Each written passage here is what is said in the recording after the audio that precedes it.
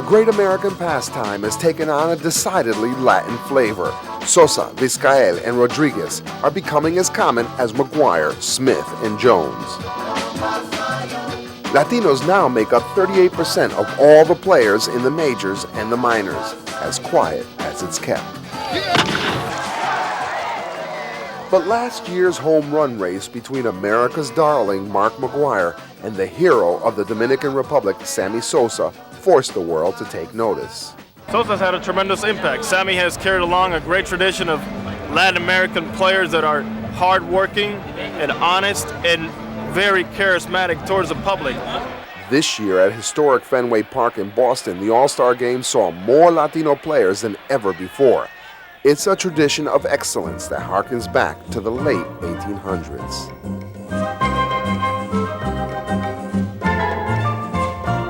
The Washington Senators and Cincinnati Reds were among the first to recruit Latinos, striking gold in Cuba. After Jackie broke the color barrier, the first black Latin player was Minnie Minoso. He won the hearts of fans with his hot bat, engaging personality, and flair for the game, traits of many who followed.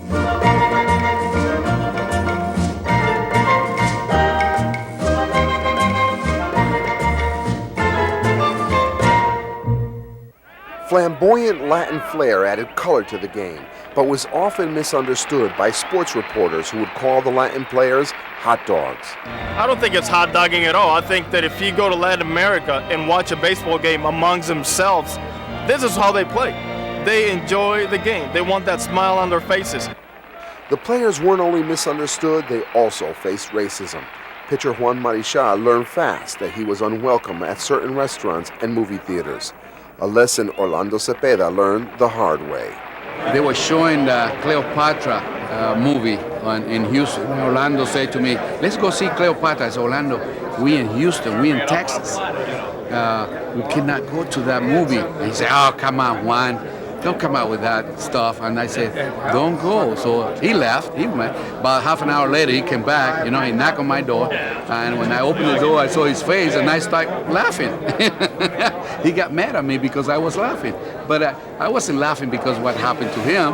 I was laughing because I knew that was going to happen. And, we went through many, many hard times to go where we are today.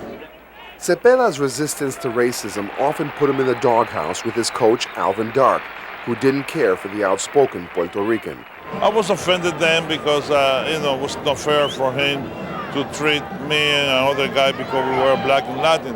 But looking back, it's a big, and he sent me a letter about a month ago saying that forgive him the way he treated me. I was ignorant, and maybe he was shocked when he saw so many black Puerto Rican and black Dominican together. So he wasn't, he's from the South. But now he realized that he made a mistake. He was big enough to say, I'm sorry. And those barriers are going to exist. It doesn't matter if you're playing as a Latino in the U.S. or as a Latino in Europe. It doesn't matter. Those things are going to exist. Now, can you survive and can you overcome it? Because you got to look inside of you what character you have and say, I can overcome this because I'm here to do one thing.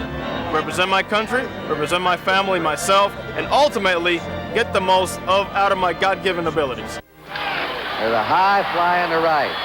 Long chase for Clemente. Gallops over. Grabs it, whirls. Here's Retman coming to throw. What a throw! And he just beat it in.